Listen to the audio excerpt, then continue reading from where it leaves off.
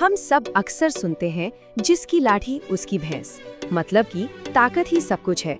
लेकिन क्या ये बात हमेशा सच होती है? आज हम एक बहुत पुरानी कहानी के जरिए ये देखेंगे कि कैसे एक छोटा सा आइडिया जंगल के राजा शेर की दहाड़ से भी ज्यादा ताकतवर साबित हो सकता है। चलिए इस दिलचस्प कहानी को समझते हैं।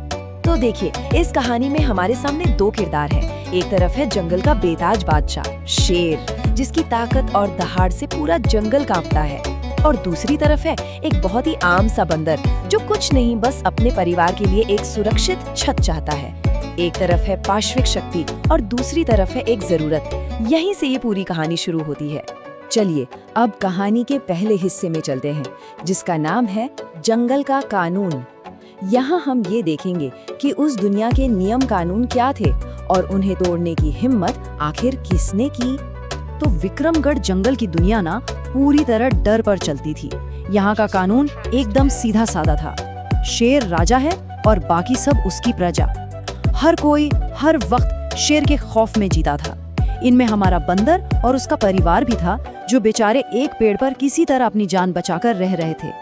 और फिर कहानी में एक छोटा सा मोड़ आता है। शेरनी को अचानक अपनी माँ की याद सताने लगती है और वो कुछ महीनों के लिए मायके चली जाती है। अब सुनने में तो ये बहुत मामूली सी बात लगती है ना, लेकिन यही वो छोटी सी चिंगारी थी जिसने बंदर को जंगल का पूरा इतिहास बदलने का मौका दे दिया। तो अब आता है कहानी का दूसरा पड़ाव, एक चतुर कब्जा। यहाँ हमारा हीरो यानी बंदर सिर्फ किस्मत के भरोसे हाथ पर हाथ धरे नहीं बैठता, वो अपनी किस्मत खुद लिखने की ठानता है, वो भी एक शानदार योजना के साथ। देखिए, हर बड़े काम के पीछे ना एक बहुत मजबूत वजह होती है। बंदर के लिए वो वजह थी उसका परिवार। उसकी पत्नी चमेली ने उसे याद दिलाया, बारिश सर पर है और हमारे बच्चे के सिर पर छत तक नहीं है। ये सिर्फ एक शिकायत नहीं थी, ये एक पिता के दिल में लगी आग थी, और बस इसी आग ने उसे कुछ बहुत बड़ा करने पर मजबूर कर दिया। और यहीं पर बंदर अपनी चतुराई का पहला पत्ता फेंकता है। पहला काम क्या किया? छिपकर जानकारी जुटाई। दूसरा काम, एक ऐसी योजना बनाई जो किसी के सपने में भी नहीं आ सकती थी। और तीसरा और सबसे हिम्मत वाला काम, जैसे ही शेर जंगल से बाहर गया, बंदर ने सीधे उसकी गुफा पर कब्जा कर लिया।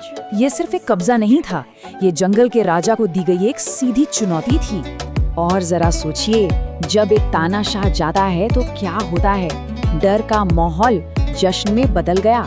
जो जानवर कल तक अपनी जान बचाने के लिए छिपे फिरते थे, आज वो सब बंदर के परिवार के लिए तोहफे में फल और गन्ने लेकर आ रहे थे। मतलब एक नए दौर की शुरुआत हो चुकी थी।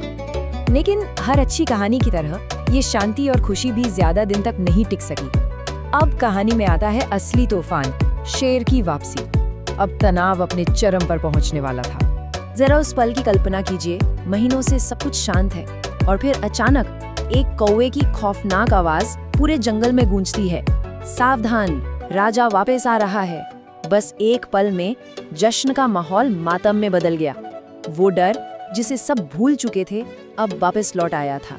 लेकिन जहाँ पूरा जंगल डर से कांप रहा था, वहाँ कोई था जो मुस्कुरा रहा था। हमारा चतुर बंदर। उसे अपनी ताकत पर नहीं, अपने दिमाग पर पूरा भरोसा था।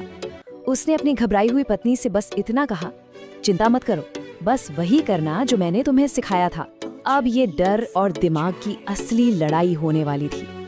और अब हम आ पहुंचे हैं कहानी के सबसे रोमांचक मोड़ पर। 2 अंकों में एक धोखा। यहाँ बंदर की पूरी बाजी दांव पर लगी थी। अब या तो सब कुछ मिलेगा या सब कुछ खत्म हो जाएगा। जरा उस मंजर के बारे में सोचिए। शेर अपनी गुफा की तरफ बढ़ रहा है, उसके चेहरे पर अपनी सत्ता वापस पाने का गुरूर है। लेकिन जैसे ही वो अंदर कदम रखने वाला होता है, गुफा के अंदर से एक ऐसी आवाज आती है जो उसका खून जमा देती है। और ये थी बंदर की पहली चाल। चमेली अंदर से पूरी ताकत से चिल्लाती है, अरे जल्दी शेर का मांस लाओ, हमारा बच्चा भूखा है। एक पल के लिए सोचिए, जिस शेर के नाम से जंगल कांपता था, आज वही अपनी जान बचाने के लिए कांप रहा था। बंदर ने शेर के सबसे बड़े हथियार यानी डर को उसी के खिलाफ इस्तेमाल कर लिया था। लेकिन कहानी में एक और ट्विस्ट है। एक चालाक लोमड़ी की एंट्री होती है। वो डरे हुए शेर को समझाती है कि ये सब एक धोखा है, और अपनी वफादारी साबित करने के लिए वो अपनी पूंछ शेर की पूंछ से बांध लेती है। मतलब अब शेर अकेला नहीं था और बंदर की मुश्किल दोगुनी हो गई थी। अब खेल और भी मुश्किल हो चुका था। शेर वापस आ रहा था और इस बार उसके साथ एक चालाक लोमड़ी भी थी। बंदर के पास अब सिर्फ एक दांव बचा था। ये उसकी आखिरी और सबसे बड़ी चाल होने वाली थी। और ये था असली मास्टर स्ट्रोक। चमेली फिर से चिल्लाती है, अरे चिंता मत करो मेरे बच्चे, मैंने जिस अच्छी लोमड़ी को भेजा था ना, वो बस शेर को बांधकर ला ही रही होगी। एक ही पल में बंदर ने वफादारी के सबसे बड़े सबूत को धोखे का सबसे बड़ा सबूत बना दिया। ये दिमाग की असली जीत थी। तो इस दिमागी शतरंज का नतीजा क्या निकला? चलिए कहानी के आखिरी अध्याय में चलते हैं और देखते हैं कि इस पूरी कहानी से हमें अंतिम सीख क्या मिलती है। आखिर में शेर किसी और से नहीं, अपने ही डर और शक से हार गया। बंदर ने उसके दिमाग में शक का ऐसा जहर घोला कि उसे अपनी सबसे वफादार साथी ही अपनी सबसे बड़ी दुश्मन लगने लगी। और इस बार शेर हमेशा हमेशा के लिए वो जंगल छोड़कर भाग गया। तो इस पूरे लड़ाई का फाइनल स्कोर कार्ड देखें तो क्या नजर आता है? शेर जिसके पास ताकत थी हारकर जंगल से भाग गया, और बंदर जिसके पास सिर्फ दिमाग था अपने परिवार के साथ उस गुफा का नया राजा बन गया। तो आखिर में ये कहानी हमें एक बहुत जरूरी सवाल के साथ छोड़ जाती है। असली ताकत किस में है? शेर की जोरदार दहाड़ में या एक चतुर विचार की धीमी फुसफुसाहट में? ये एक ऐसा सवाल है जिसका जवाब आज भी उतना ही मायने रखता है जितना सदियों पहले रखता था।